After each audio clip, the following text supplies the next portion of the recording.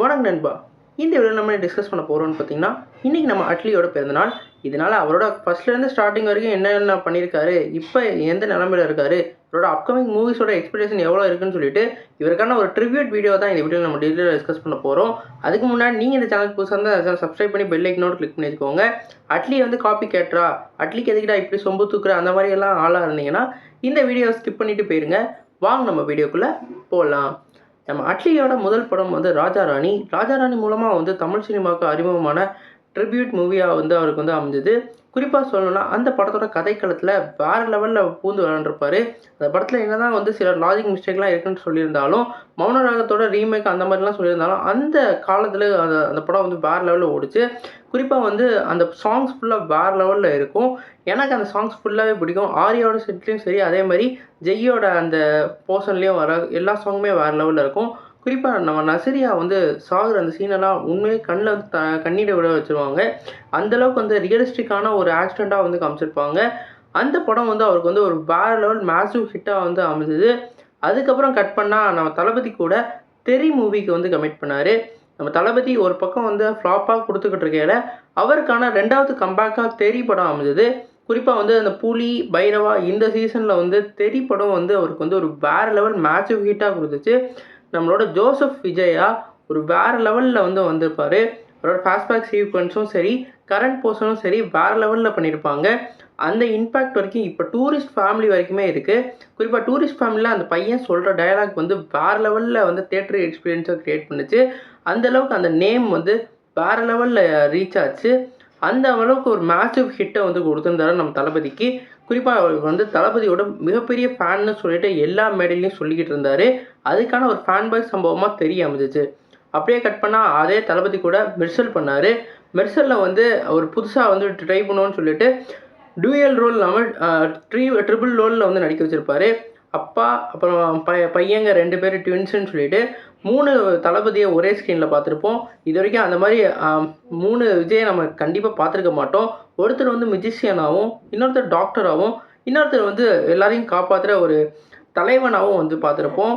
ஒரு வேறு லெவல் வெற்றிமாறனை வந்து கொண்டு வந்திருப்பாங்க. குறிப்பாக சொல்லணும்னா அந்த கேரக்டர் வேறு லெவலில் பேசப்பட்டுச்சு. மதுராசி இல்லை மதுரவாசின்னு சொல்லிட்டு அவர் சொல்கிற அந்த ஒவ்வொரு டைலாக்கும் அந்த கெட்டப்புக்கும் ஃப்ளாஷ்பேக் சீக்வன்ஸுக்கும் வேறு லெவலில் இம்பாக்ட் க்ரியேட் பண்ணுச்சு. குறிப்பாக 2 தளபதியுமே வந்து ஒரே ஸ்க்ரீனில் பார்க்கையில் பழைய வைபை வந்து கொண்டு வந்துச்சுன்னு தான் சொல்லணும்.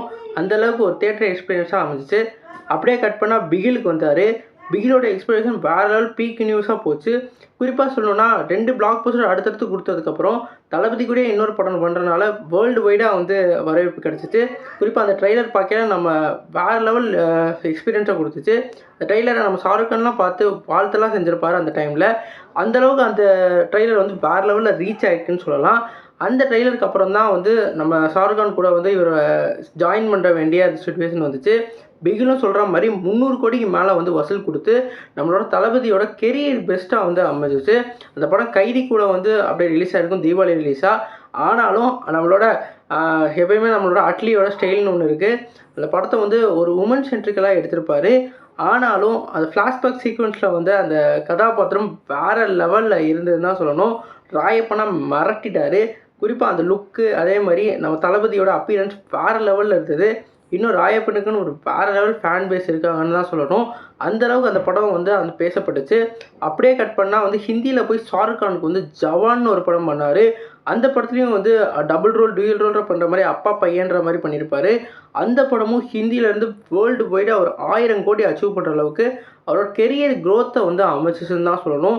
அந்தளவுக்கு எல்லா ஃபேன்ஸையும் சாட்டிஸ்ஃபை பண்ணுற அளவுக்கு ஒரு வேறு லெவல் தரமான சம்பவம் பண்ணியிருப்பார். அந்த படம் கமர்ஷியல் எலமெண்ட்டோட ஒரு நல்ல படமாக வந்து அமைச்சிருக்கும். அது மட்டும் இல்லாமல் அந்த படத்துக்கு வந்து இப்போ அவார்டும் வந்து தேசிய விருதெல்லாம் வந்து நம்ம ஷாருக்கானுக்கு வந்து வருது. நம்ம ஷாருக்கான் இத்தனை படம் நடிச்சிருந்தாலும் அந்த படத்துக்கு தான் வந்து அவருக்கு தேசிய விருது வந்து கிடைக்கிற மாதிரி இருக்குது. அதனால் அந்த படம் அவருக்கு அவ்வளோ முக்கியமான படமாக இருக்குது. இப்போ லாஸ்ட்டாக இப்போ வரப்போகிற படம்னு பார்த்தீங்கன்னா அல்லு அர்ஜுனோட மூவி. அல்லு அர்ஜுனோட 28வது மூவியாக வந்து ரெடி ஆகிட்டுருக்கு. நம்ம சன் பிக்சர்ஸோட சன் பிக்சர்ஸோட ப்ரொடக்ஷனில் நம்ம அல்லு அர்ஜுன் இந்த படத்தை வந்து ஒரு பிக் ஸ்கேலில் ஒரு வேறு லெவல் பட்ஜெட்டோடு வந்து ரெடி பண்ணிக்கிட்டு இருக்காரு. குறிப்பாக ஹாலிவுட் தரத்தில் இந்த படம் இருக்குன்னு சொல்லியிருக்காங்க. இந்த படத்தில் தீபிகா படுகோன் வந்து ஒரு முக்கியமான வந்து ஹீரோயின் செட்டுக்காக நடிக்க போகிறதா சொல்லியிருக்காங்க. இந்த படத்தில் விஎஃப்எக்ஸ்லாம் வேறு லெவலில் இருக்குன்னு சொல்லியிருக்காங்க. இந்த விஎஃப்எக்ஸ்க்காகவே இந்த படக்குழு வந்து நிறையா ஸ்பெண்ட் பண்ண போகிறதாகவும் சொல்லியிருக்காங்க. இந்த படம் வந்து அடுத்த வருஷம் வந்து ரிலீஸ் ஆக போகிறதா அப்டேட் கிடச்சிருக்கு. கண்டிப்பாக அந்த படத்தை வேறு லெவல் தரமான ஒரு படமாகவும் இந்தியாவுக்கு மட்டும் இல்லாமல் தமிழ்நாடு ஃபுல்லாக வந்து அந்த படத்தை பிக் ஸ்கேலில் வந்து ரிலீஸ் பண்ணுறதுக்கு வாய்ப்பு இருக்குது. என்னதான் வந்து 1000 கோடி அச்சீவ் பண்ணாலும் நம்ம பையன் தமிழ்நாட்டு பையன், அதனால் நம்ம தமிழ்நாட்டிலையும் வந்து அவருக்கான வரவேற்பு வேறு லெவலில் இருக்கும். இந்தியா மட்டும் இல்லாமல் ஹாலிவுட் தரத்தில் வேர்ல்டு வைடாக இந்த படத்துக்கு வந்து ரீச் கிடைக்க நிறைய வாய்ப்பு இருக்குது. நீங்கள் சொல்லுங்கள் ஃப்ரெண்ட்ஸ், உங்களுக்கு அட்லி மூவியில் எந்த கேரக்டர் பிடிக்கும், எந்த படம் பிடிக்கும்னு சொல்லிட்டு கமெண்ட் பண்ணுங்கள். இந்த வீடியோ உங்களுக்கு பிடிச்சிருந்தா லைக் பண்ணுங்கள், சேனல் புதுசாக இருந்தால் சப்ஸ்கிரைப் பண்ணுங்கள். நன்றி.